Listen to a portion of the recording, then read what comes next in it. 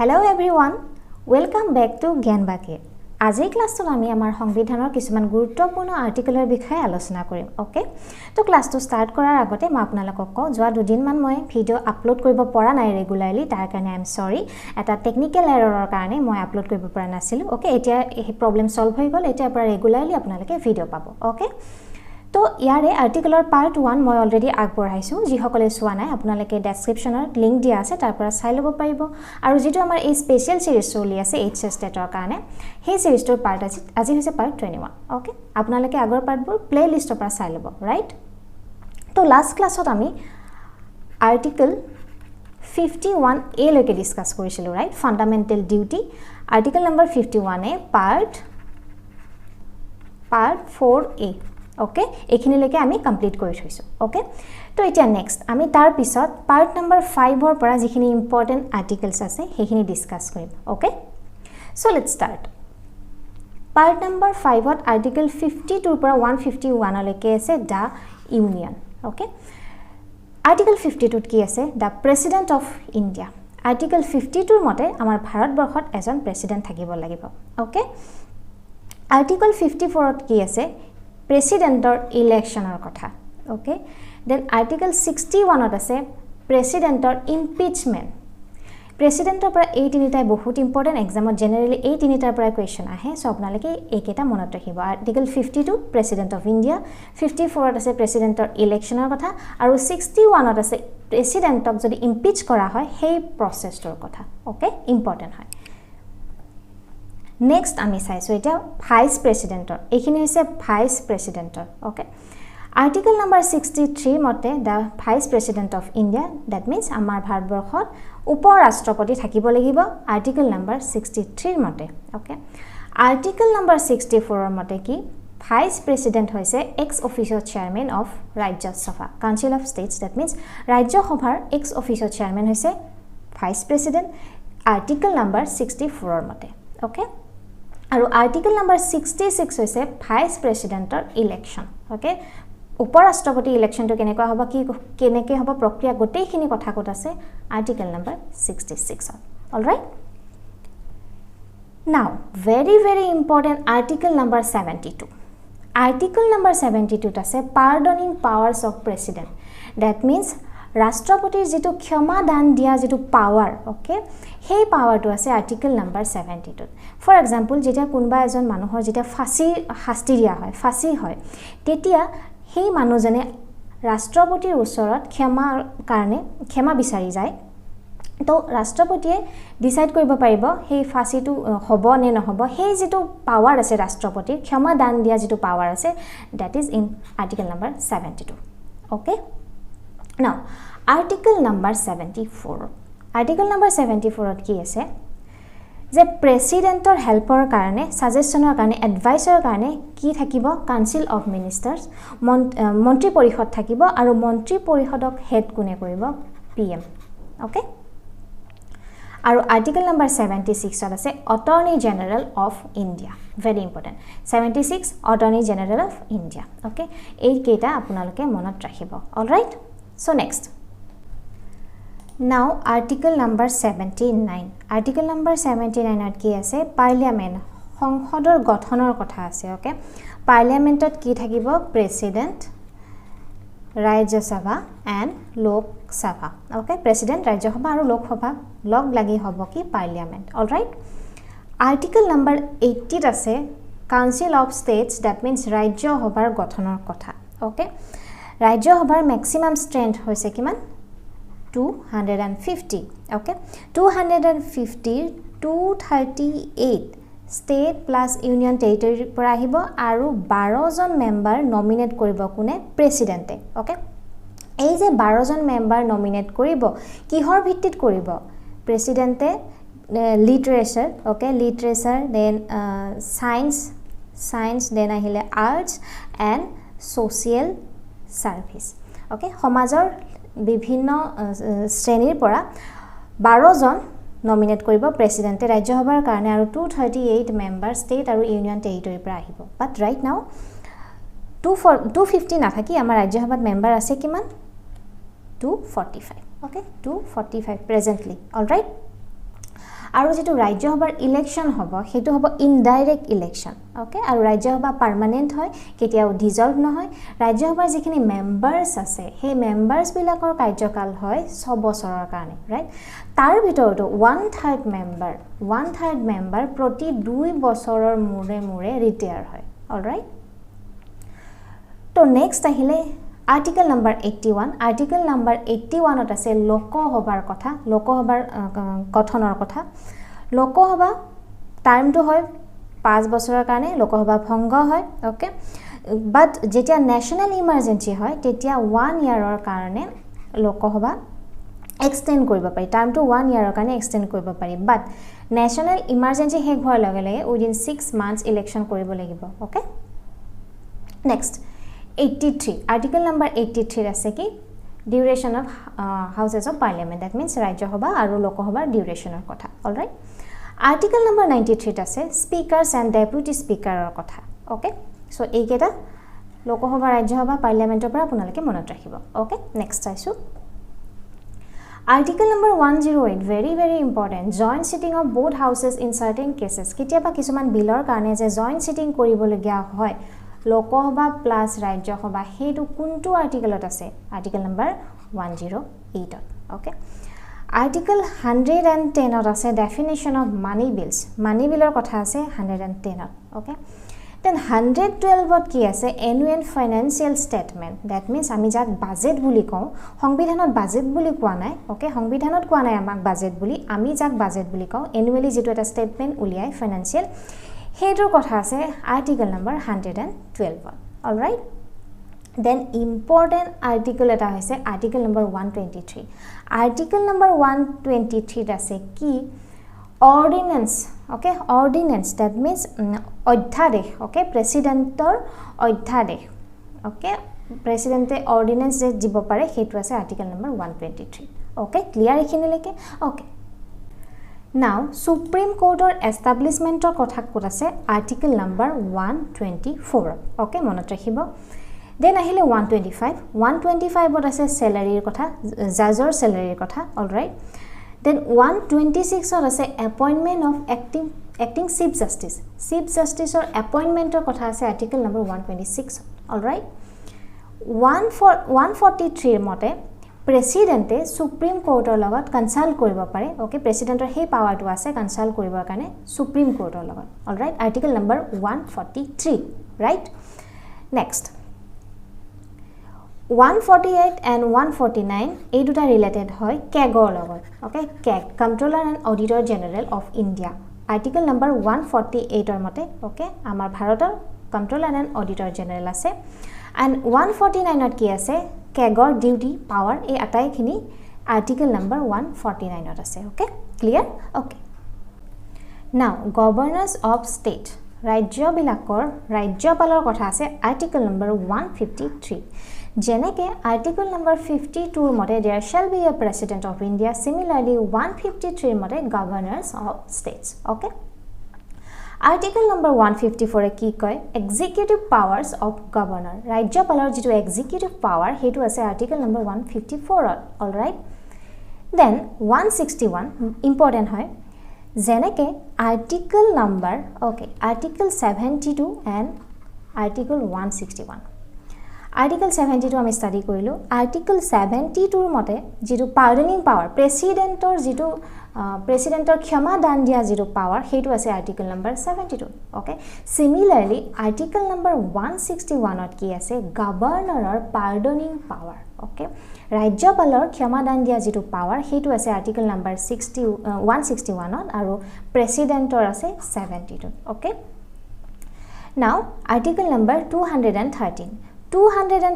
আছে গভৰ্ণৰৰ যেটো ordinance implement কৰা ওকে অৰ্ডিনেন্স অধ্যাদেশ জাৰি কৰা যেটো পাৱাৰ হেতু আছে 213 ত ওকে প্ৰেসিডেন্টৰ কিমান আছিল 123 ওকে 123 মতে প্ৰেসিডেন্টে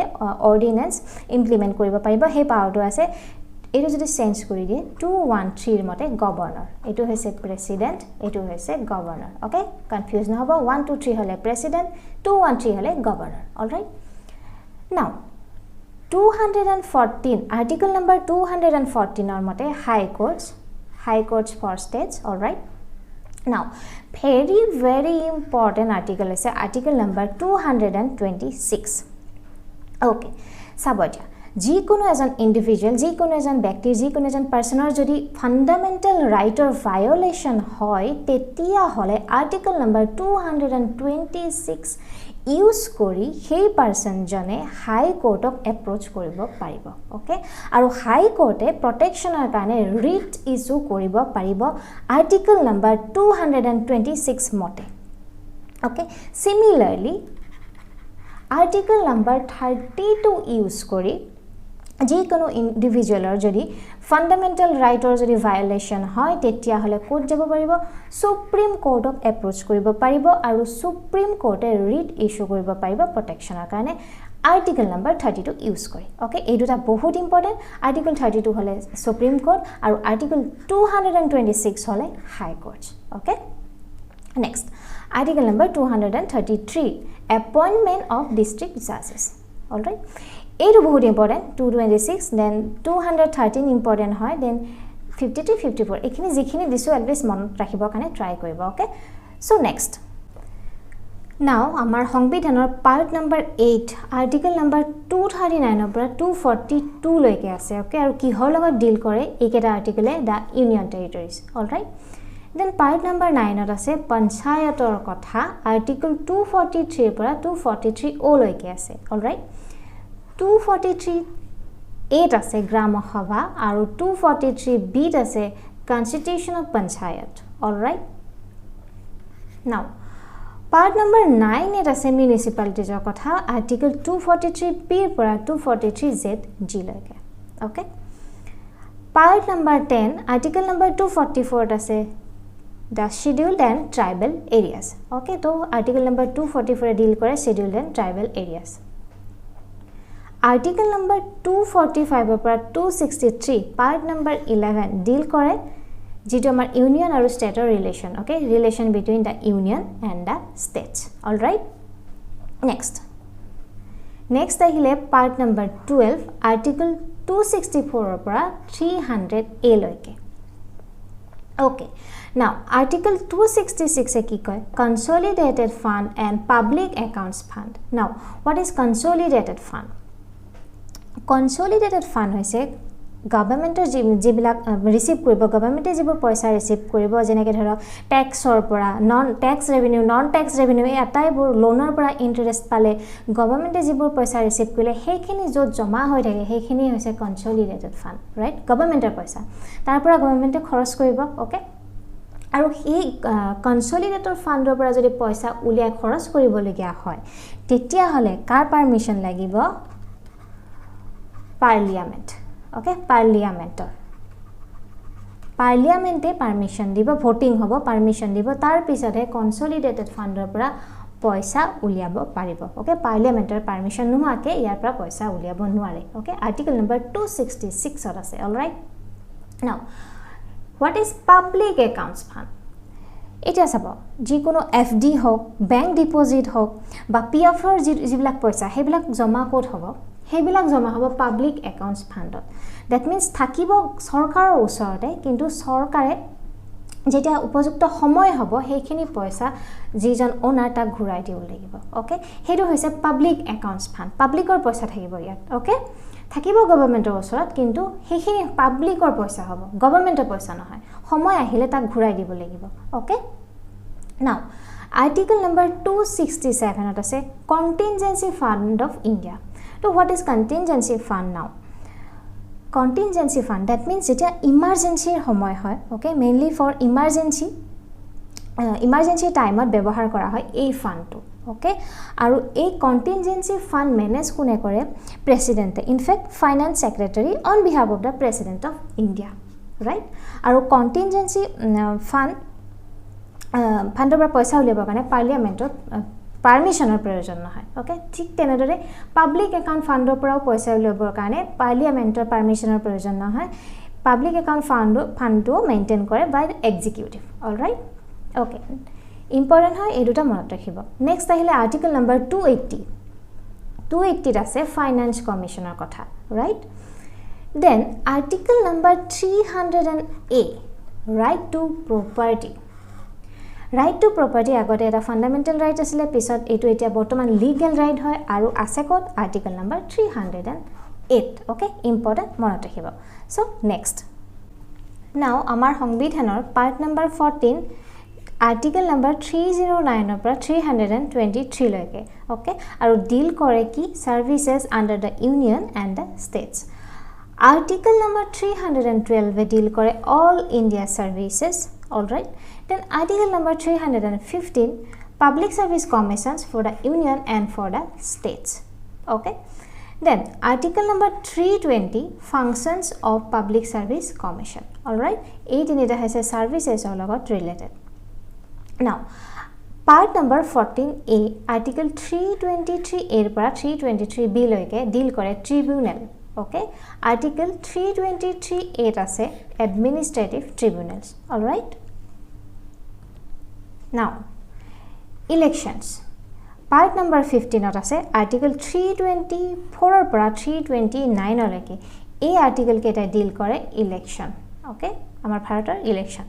Article number 324 or mote amar bharator election commission e control koribo direction dibo free and fair election conduct koribo, all right. Then article number 26 or mote amar bharatot adult suffrage, that means 18 বছৰ হোৱাৰ লগে লগে আমাৰ ভাৰতৰ নাগৰিকে vote দিব পাৰিব article 326 কোৱাৰ লগে লগে আপোনালোকে মনত ৰাখিব 61 কনস্টিটিউশনাল এমেন্ডমেন্ট এটা হৈছিল ওকে প্ৰথমতে যেতিয়া মানুহৰ ভোট দিয়াৰ যেটো বয়স আছিল হেতু আছিল 21 years, okay. এই এমেন্ডমেন্টৰ পিছতে এই বয়সটো 21 ইয়াৰ্ছৰ পৰা 18 years লৈকে কৰা হৈছিল ওকে এটো মনত ৰাখিব, all right. Next part number 16 article 330 পৰা 342 লৈকে 338 ৰ আছে national commission for the SC and ST scheduled caste and scheduled tribe or কাৰণে national commission ৰ কথা কোড আছে article number 338, all right. Now article number 340 আছে appointment of a commission to investigate the conditions of backward classes, okay. Article 338 and 340 এই দুটা মনত ৰাখিলে হ'ব part number 16 ৰ পৰা, okay. Next now part number 17 article number 343 পৰা 351 লৈকে deal কৰে official languages, okay. Article number 343 আছে official language of the union, right, union or official language. Then 345 আছে official language or languages of a states, that means এখন ৰাজ্যৰ official language এটা বা তাতকৈ বেছি হ'ব পাৰিব, right. 340 article number 345 ৰ মতে, okay. Now article number 348 or mote languages to be used in the Supreme Court and in the High Courts. Supreme Court or High Court or key language use hobo hetu code dia ase article number 348, all right. Now article number 350A article number 350A er mote ki primary stage of mother tongue মাতৃভাষাত শিক্ষা পোৱাৰ facility two লাভ কৰিব, okay. Article number 350 এৰ মতে, all right. Then আহিলে article 351 article 351 ৰ মতে হিন্দী ভাষাৰ ডেভেলপমেন্টৰ কাৰণে ডাইৰেকশন বা ডাইৰেক্টিভ, okay. হিন্দী ভাষাৰ ডেভেলপমেন্টৰ কাৰণে, all right, হিন্দী ল্যাঙ্গুৱেজত, okay. ক্লিয়াৰ এখিনিলৈকে, okay. Next এতিয়া আহিলে ইমাৰ্জেন্সি প্ৰভিজনস আমাৰ সংবিধানৰ পাৰ্ট নাম্বাৰ 18 ত উল্লেখ আছে ইমাৰ্জেন্সি প্ৰভিজনৰ কথা আৰ্টিকেল নাম্বাৰ 352 পৰা 360 লৈকে, okay. According to article number 352 national emergency declare কৰিব পাৰিব ভাৰতত. Then আহিলে 356 president's rule ৰাজ্য এখনত যেতিয়া ৰাষ্ট্ৰপতি শাসন হয় হেইটো আছে কোড article number 356 ত, all right. Then আহিলে article number 360 মতে financial emergency declare কৰিব পাৰিব, but এইটো এতিয়ালৈকে আমাৰ ভাৰতত financial emergency declare হোৱা নাই, okay. তো এই তিনিটা হৈছে emergency লগত related, মনত ৰাখিব article 352 356 and 360, okay. Now article number 368 article number 368 parliament of power দিছে কি কৰিবৰ কাৰণে টু এমেণ্ড দ্য কনষ্টিটিউশ্যন আমাৰ ভাৰতৰ সংবিধানখন এমেণ্ড কৰাৰ কাৰণে সংশোধন কৰাৰ কাৰণে পাৰ্লিয়ামেণ্ট অফ পাৱাৰ দিছে কোনে আৰ্টিকল নম্বৰ 368 বাট সংবিধানৰ যিটো বেসিক ষ্ট্ৰাকচাৰ তাক মেইনটেইন কৰি ৰাখিব লাগিব ওকে বেসিক ষ্ট্ৰাকচাৰটো মেইনটেইন কৰিহে এমেণ্ডমেণ্ট কৰিব পাৰিব সংবিধানত ওকে সংশোধন কৰিব পাৰিব অলৰাইট So, যিখিনি একেবাৰে ইম্পৰ্টেন্ট আৰ্টিকেল very ইম্পৰ্টেন্ট আৰ্টিকেলছ মই আপোনালোকক প্ৰভাইড কৰিলো ৰাইট ইয়াৰ আগত যিখিনি মই পাৰ্ট 1 ত আপোনালোকক দিছিলো আই হোপ সকলোৱে সেইখিনি ক্লিয়াৰ কৰি ৰাখিছে তো আজি পাৰ্ট 2 ৰ খিনিও আপোনালোকে ক্লিয়াৰ কৰিব যিমান পাৰে ৰিভিজন কৰিব এক্সামত ইয়াৰ বাহিৰত আৰু কি আহিব এইবোৰে আহিব বাট যদি ৰিভিজন নকৰে তেতিয়া হলে কিন্তু কনফিউজন হ'ব ওকে 2000 জিকে যেটো সিৰিজ তাত মই এটা সেশনত আপোনালোকক ইয়াৰ পৰা এমসিকিউ কৰাবৰ কাৰণে ট্ৰাই কৰিম তেতিয়া আপোনালোকৰ ৰিভিজন হ'ব প্ৰেক্টিস হ'ব ওকে বাট তাৰ আগত আপোনালোকে কিন্তু ৰিভিজন কৰিব লাগিব ওকে আপোনালোকে মোক কমেন্ট কৰিব যেতিয়া ৰিভিজন কৰি হৈ যায় তেতিয়া মোক কমেন্ট কৰিব তেতিয়া মই এমসিকিউ আপোনালোকক প্ৰভাইড কৰিম অলৰাইট তাৰ আগত কিন্তু মই নকৰো ওকে তো ৰিভিজন কৰি প্ৰত্যেকে মোক কমেন্ট কৰিব তাৰ পিছত মই আপোনালোকক এমসিকিউ দি দিম ওকে আৰু আজিৰ এই ভিডিওটো যদি আপোনালোকে ভাল পালে তেতিয়া হলে লাইক কৰিব আৰু ফ্ৰেণ্ডছৰ মাজত শেয়াৰ কৰিব নাপাহৰিব প্ৰথমবাৰৰ কাৰণে যদি আমাৰ চেনেললৈ আহিছে তেতিয়া হলে সাবস্ক্ৰাইব কৰি নটিফিকেশন বেলটো প্ৰেছ কৰি ৰাখিব সো নেক্সট ক্লাছত লগ পাম থ্যাংক ইউ ভেৰি মাচ